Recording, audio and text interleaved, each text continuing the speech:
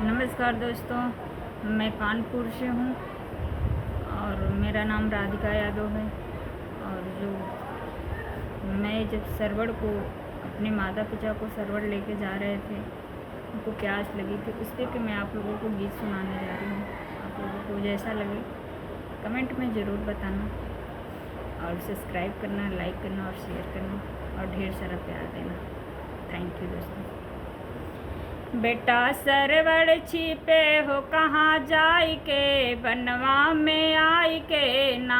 बेटा सरवड़ छिपे हो कहाँ जाई के, बनवा में आई के ना। आए गए सरजू के तीर लाल भरने को नीर, आए गए सरजू के तीर लाल भरने को नीर। नहीं आए कमंडल डुबाई के, बनवा में जाई के ना। नहीं आए कमंडल डुबाई के, बनवा में जाई के ना। बेटा सरवड़ छिपे हो कहाँ जाई के, बनवा में आई के ना।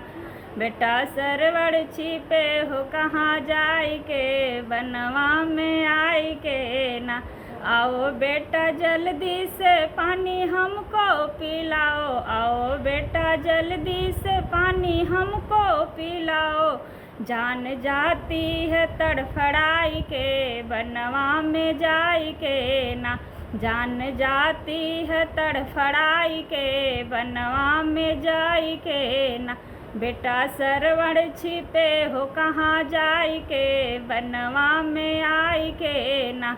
बेटा सरवड़ छिपे हो कहाँ जाई के, बनवा में आई के ना।